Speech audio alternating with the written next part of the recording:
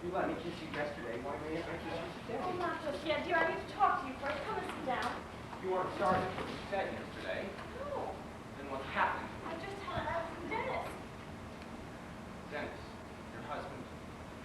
Where does he write from? India. Well, that's not. He says I may expect him home almost as soon as I receive the letter. Oh, good heavens. Yes. Well, perhaps he didn't catch the boat he had expected to. I mean, wouldn't he have cable from somewhere along the way? Can't depend on cables nowadays. I don't know. Cyril, what are we to do? Oh, no. I've always wanted you to do cable. Come with me. And let Dennis come home and find an empty house? He is nothing to you. You are nothing to him. A war wedding after you've been engaged a week. And 48 hours later, he sent off to God knows where, and you haven't seen him since. I keep telling myself that. The world may say that he is your husband, and that you're his wife, but what do you know of him? He won't be the boy you married. He'll be a stranger, whom you'll hardly recognize. And not the girl you married either. You're a woman now, and you're just beginning to learn what love is. Come with me. It's true. It's true, but I can't help it. He's there fighting for us, and to come home after these 4 years of exile. Exile? That's making much too much of it. He's probably come through the war safely and had what he'd call a damn good time. Like enough, he's been in love half a dozen times himself, on leave and that sort of thing. I wonder. Of course, what you say is true. I don't know him. But I feel we should be much happier afterwards if you were quite straight with him, told him just what had happened. If he'd been doing what you say, he would understand and perhaps be glad of it. This is hardly the kind of thing you can talk over calmly with a husband. We don't want any unpleasantries. Besides, Kate, I want you. You can't go on like this. You really love me so much. My darling.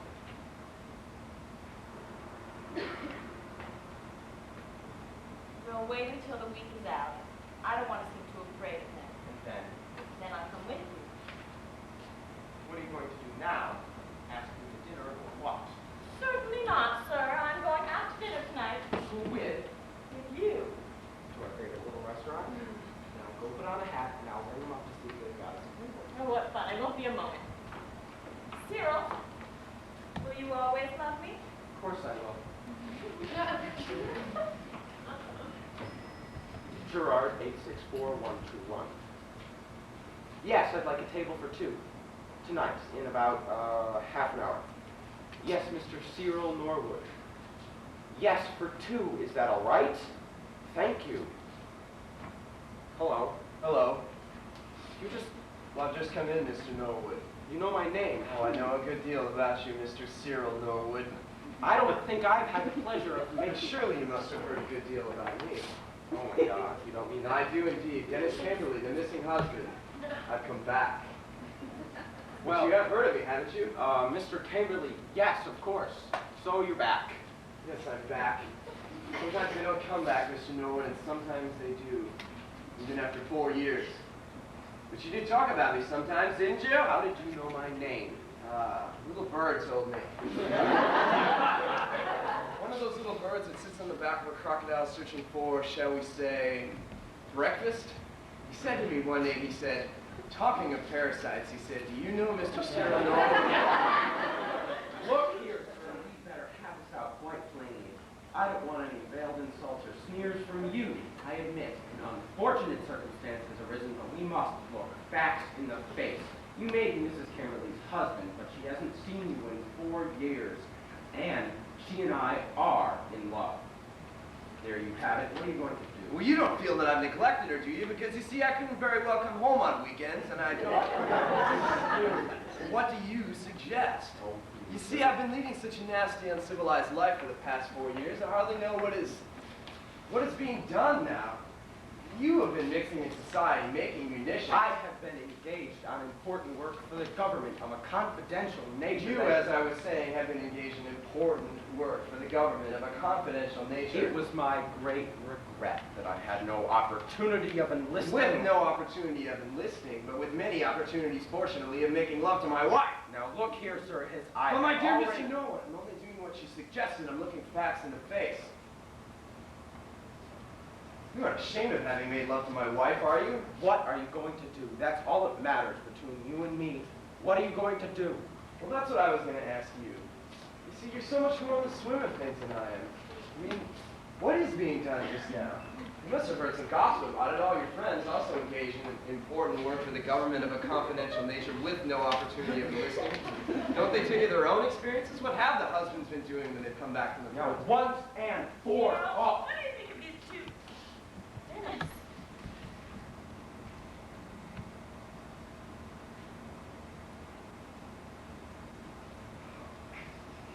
How are you, Kate? You've come back.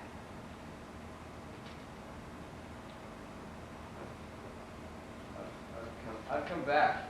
As I was telling Mr. Norwood here, well, we're quite all friends. I told him, Kate. What are you going to do, Dennis?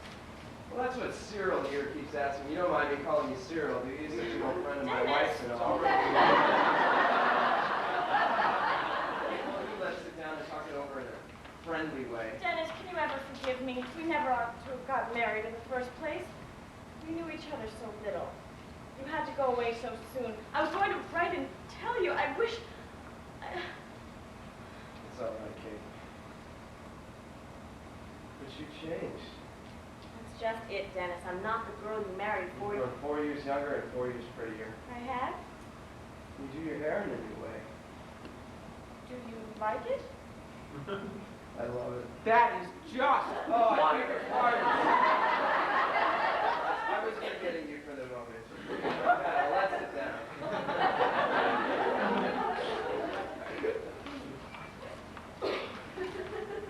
Well?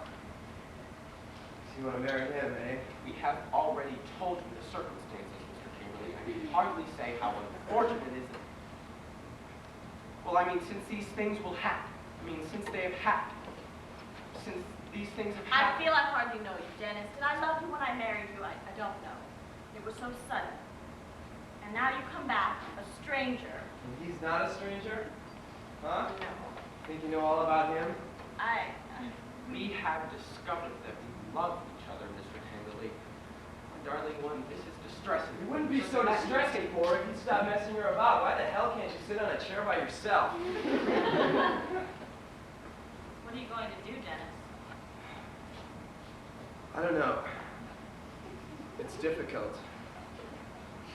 I don't want to do anything melodramatic. I mean, I suppose it wouldn't really help matters if I didn't shoot him, would it?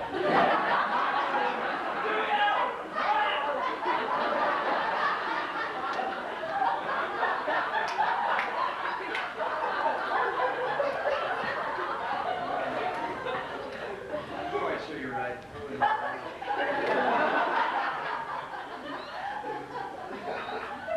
All right, I'll fight you for it. I think we better leave this melodramatic stuff out of it. Well, really, Mr. Norwood, they fight in the 20th century, too. Don't wish me to believe you're serious. Perfectly. Swords, pistols, catch as catch can, what do you prefer? I do not propose to indulge in an undignified scuffle with the lady of my heart. Nothing doing in scuffles, eh? All right, then. I'll toss you for it. Now, you are really being vulgar. Oh, really, Mr. Norwood? If you don't like my suggestion, perhaps you can make one of your own. This is obviously a matter of which it is for the lady to choose. You think Mrs. Camberley should choose between us? Certainly. What do you say, Kate? You're very generous, Dennis. Very well, then, you shall choose. Ah, Wait a minute, Mr. Norwood. How long has he known you? A year. He's been making love to you for a year? He's been making love to you for a year. I think, sir, that the sooner we bring this distressing scene to a close, I mean, is it fair to her to keep this up? Is it fair to me? You've been making love to her for a year, and I made love to her for a fortnight 4 years ago, and now you want her to choose between us? Is that fair? You don't wish me to believe we are to wait a year before she is allowed to make her decision. I waited 4 years for her out there. Still, I won't ask you to wait a year, I'll ask you to wait 5 minutes. What is it you want us to do, Dennis? I want you to listen to each of us for 5 minutes, that's all. After all, we're your suitors, aren't we? You're going to choose between us. Very well, then, you must hear what we have to say. Mr. Norwood shall have his 5 minutes in which to tell you how beautiful you are, how rich he is, and how happy you'll be together. And I shall have my 5 minutes. 5 minutes in which you tell her lies about me. Damn it, you've had a whole year in which to tell her lies about yourself. You haven't grudged me 5 minutes. Well? I agree. Good call. What on earth are your choice of innings? I have never heard of anything so... Tails! Heads! You shall have first knock. 5 minutes and then I'll come back. Is there a fire in the dining room, Kate? There's a gas one, but it isn't lit. Then I shall light it. That way it'll be nice and warm for you when I come back. 5 minutes. 5 minutes.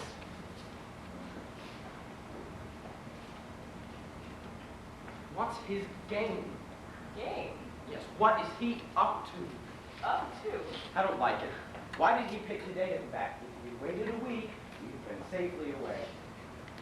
What is his game? I don't think he's playing any games. I think he's just giving me my chance. What chance? The chance to decide between you. You've had that chance, Kate. You had a year to think about it in, and you've decided. We love each other, and you're coming away with me. That's all settled. Only what the deuce is he up to? You're quite right about my not knowing. How quickly one rushed into marriage in those early days of the war, not knowing anything about each other. And then they come back. The little one thought one did know was different. I suppose he feels the same way about me. Damn him. Well, Well, we don't have very long. he really needs to come back in 5 minutes. You heard him say so. Well, what's the matter with slipping out now?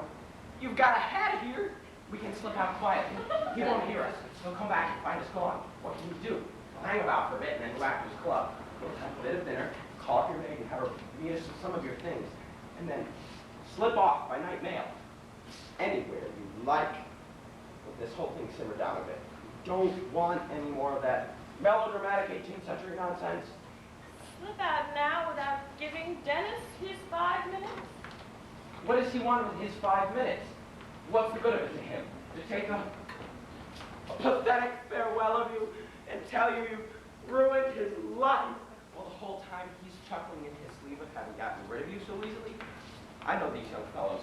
Some major's wife's what he's got his eye on, or he'll try fooling about in the hands-up business.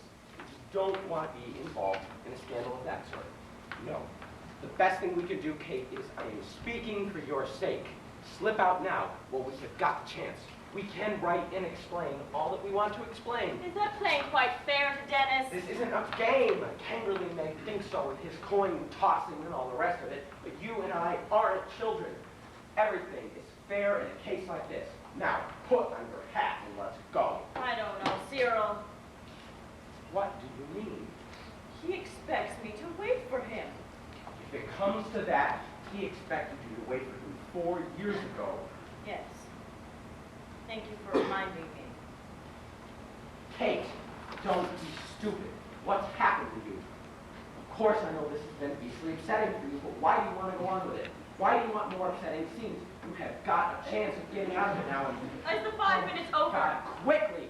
Come on, quickly, Cyril, quietly. I don't know. Cyril. Shh, come on. Cyril, it's no good. I must wait for him. Innings declared closed. Look here, Mr. Camberley. Dining room is nicely warm now, and I've left you an evening paper. Kate and I. Mrs. Camberley, I'm sure, will tell me. What's your game? You ever been in Mesopotamia, Mr. Norwood? Never. A very trying place for the temper. I'm waiting for you. Well, I shall be back for Kate in 5 minutes. Mrs. Camberley and I will be ready for you. Well? No, don't move. No. I just want to look at you. I've seen you like that for 4 years. I've been in some dreary places, but you've been with me most of the time. Let's just have a last look. A last look. Yeah. You're saying goodbye to me? I don't know if it's to you, Kate, to the girl who's been with me for the past 4 years. Was that you? I don't know, Dennis. I wish to God I wasn't your husband. What would you do if you weren't my husband? Well, I'd make love to you. Can't you do that now? Well, being your husband rather handicaps me, don't you think? You said I was to choose between you. You think I've already made up my mind? Oh, yes. And chosen him? Oh, no. You think I've chosen you? Really, Dennis, considering I had practically arranged to run off with him 20 minutes ago, you must think me awfully fickle. Not fickle, imaginative. What do you mean, imaginative? And how come you're so certain I'm going to choose you? And in that case, how come you were talking about Really, taking of the course, last we look only at- have 5 minutes, but I think if you ask your questions one at a time, You don't need to answer them all at once. very well, then one at a time. Why am I certain that you'll choose me? Because for the first time in your life, you've just been alone with Mr. Cyril Norwood. That's what I meant when I said that you were imaginative. Norwood you've been thinking yourself in love with doesn't exist. I'm certain that you've seen him for the first time these past 5 minutes. Why, the Archangel Gabriel would have made a hash of 5 minutes like that.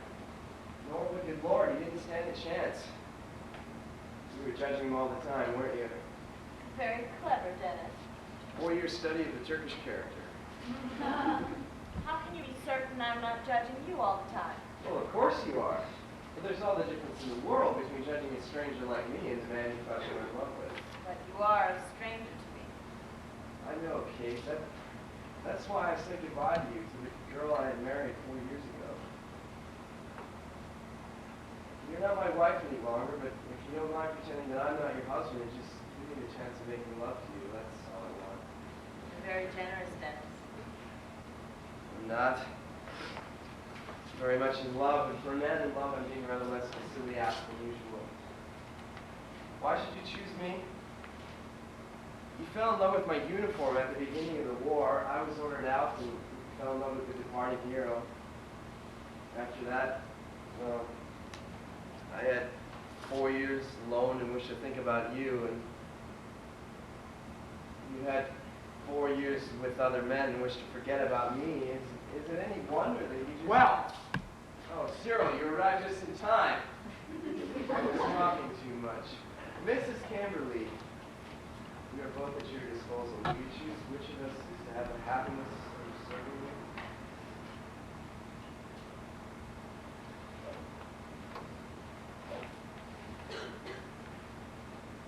Kate.